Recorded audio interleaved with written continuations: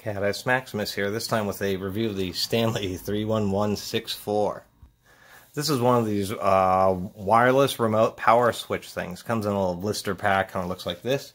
And I find them pretty handy. Now there's a lot of versions. All this home control stuff is kind of coming back around. And the reason I say coming back around is because a long time ago there was a company called X10, which was the first wireless home automation system, and even Radio Shack resold their products. And they had a huge range from alarms, just all of the stuff that they have now, except for there weren't wireless security cameras back then. But they had like little serial port dongles that can plug into your PC.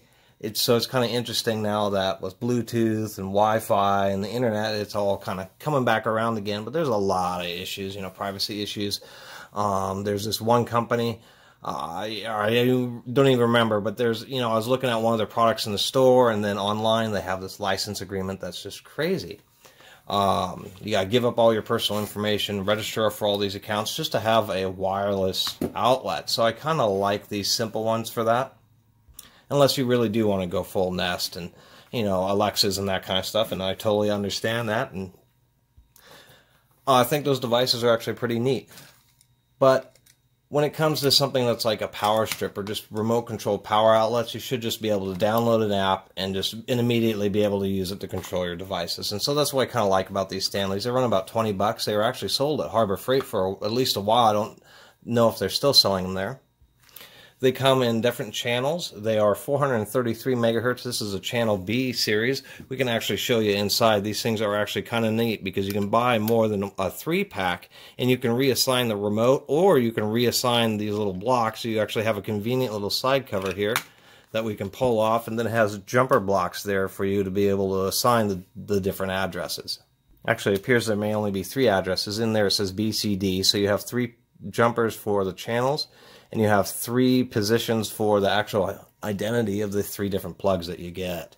So anyway, how these work is pretty simple. You have a little remote which has a button cell. This one the cover has cracked on me, but it's not the biggest deal. It has pretty good range, surprisingly enough. Surprisingly enough, nowhere on the packaging do they mention the rated range, which is, something. If Stanley is going to put their name on something, at least it's going to be halfway realistic, which means it's going to work kind of like you expect, a medium range, maybe Bluetooth range. But in my experience, it obviously depends on your environment. Line of sight, these things will do like 100 feet.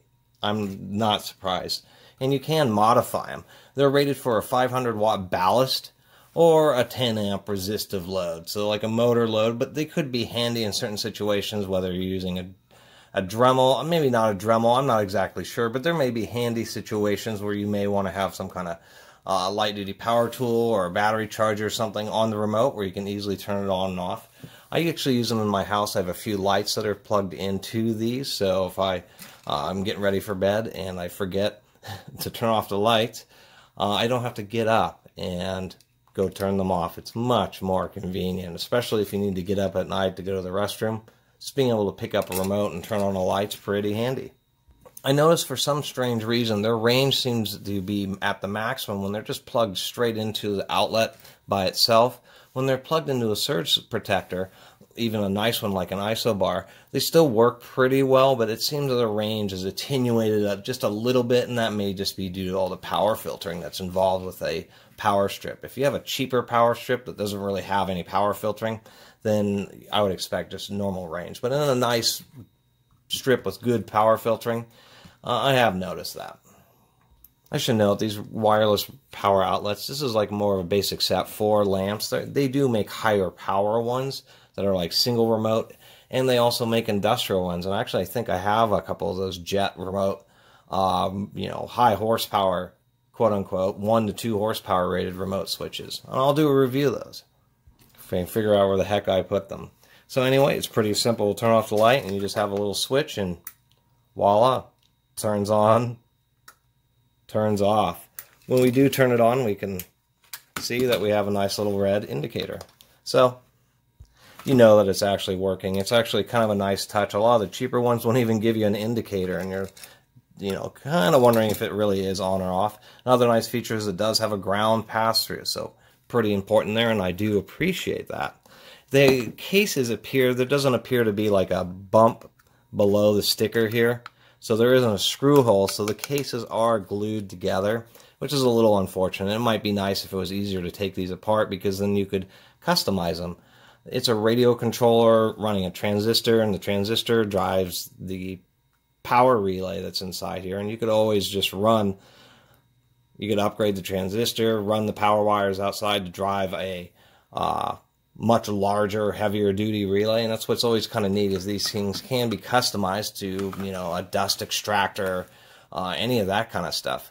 It's actually a pretty common modification for wireless power switches I've seen online, is people buy cheap ones and then just buy a new transistor and a higher power relay and drive it a couple other circuits, and then they, you know, can drive high power loads.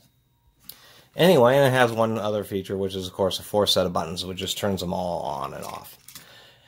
These are pretty handy, and you know, they kind of seem cheesy in the beginning, but even like in a shop or that kind of thing, when you get your lights plugged into it, you actually kind of get used to having the remote.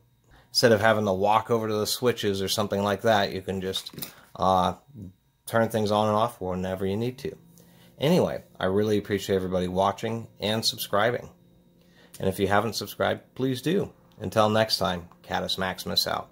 Oh, I forgot to add that these things, I've had these for about 4 years now, and they've been totally reliable. So that's been a big bonus. The battery may be dead in your package. It was in mine. They don't have a little plastic isolator, so I'll give them a couple points off for that. Until next time, Catus Maximus out.